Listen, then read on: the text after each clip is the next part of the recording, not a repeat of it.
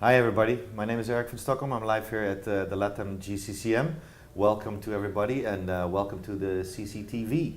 But I couldn't do it by myself and I need guests for it, and I'm happy to pronounce that I have Dave Zimmer here, CSO, Seaborn. Thank you for being on the show. Good to be here. Thank you for joining.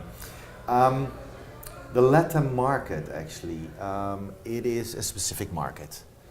And addressing actually future demands, do you think that we understand them, and how should we address them actually in a subsea cable business model actually?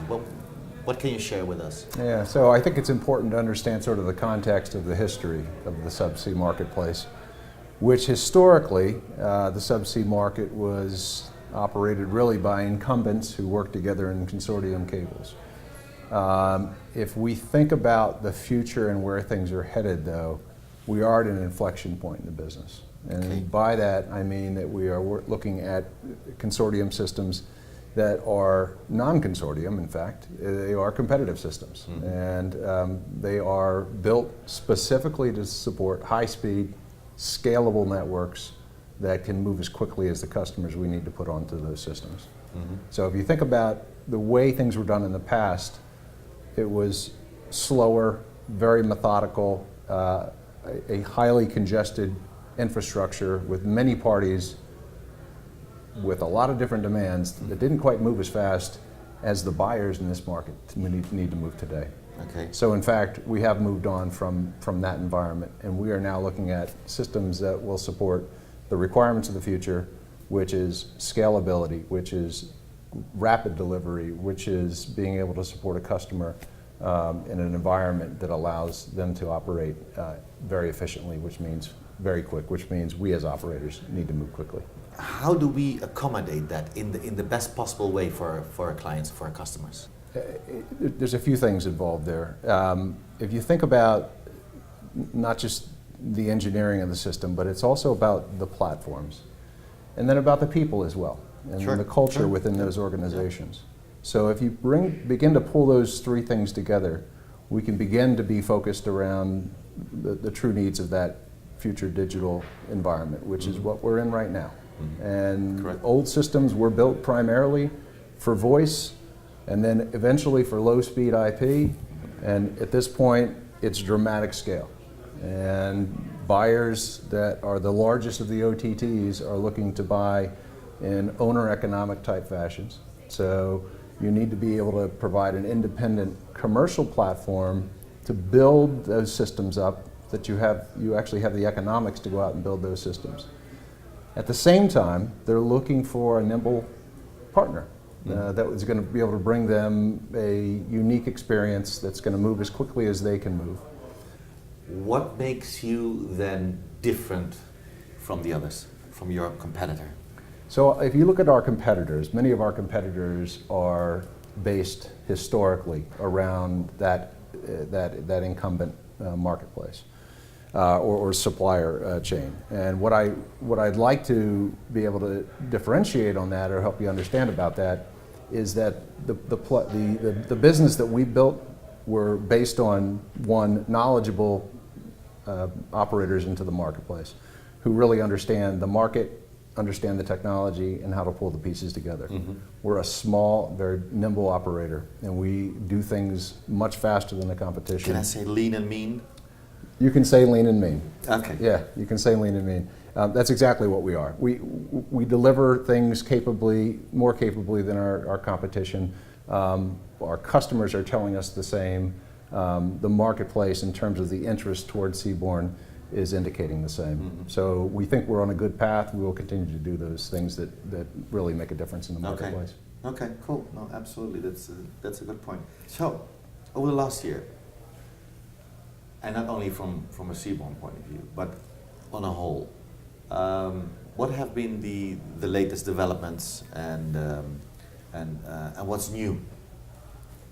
Yeah, so what's new is, September will mark the 1-year anniversary since Seaborn put its Seabras cable into the water and brought it live.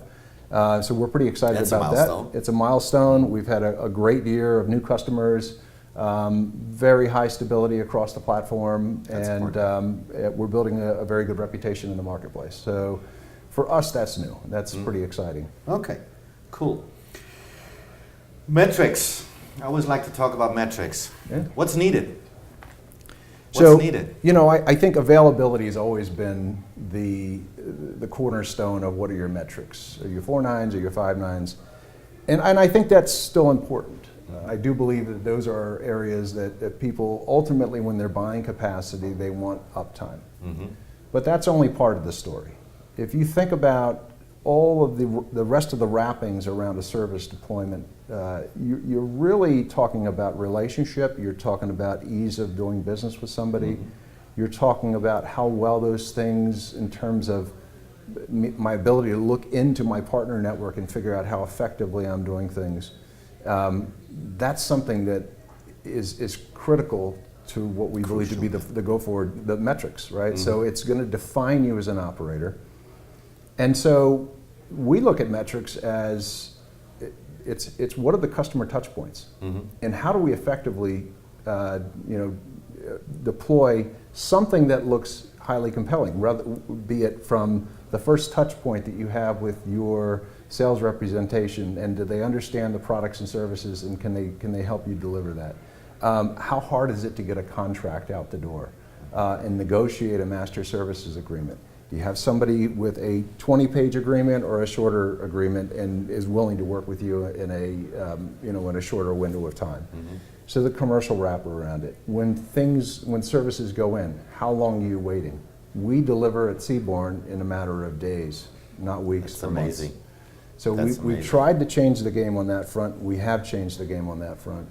From a billing perspective, SLAs. So when there's a problem or there's an SLA credit due, we issue that automatically. We don't wait for the customer to come back and have to tell us, as in what most agreements are negotiated as is. And they're reactive. You have to tell me, and then I'll issue the credit. At Seaborn, we do that automatically. So, coming to my last point, what do you think is there to expect in the near future, in the subsea cable model or systems or platforms? What do you see? Well, if you look at what is expected, if you look at the customers and what they expect, and we talked about it before, if you're building for the digital economy, you have to move quickly, because often our customers, to the best of their ability, try to forecast what their growth is going to look like. And often they're wrong. And so that requires platform providers to be able to develop systems that move as quickly as they do. And so I think you're going to be seeing more of that relative to rapid deployment, or SDN, well within the subsea environment. We've seen it on the metro level. We haven't seen it quite as much on the subsea level. You're going to start to see that going forward. Okay.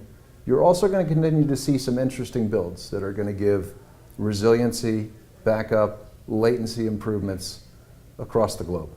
So we're working on a number of projects in that vein that I hope that I can share with you, Eric, in the coming weeks and months. Okay, thank you so much.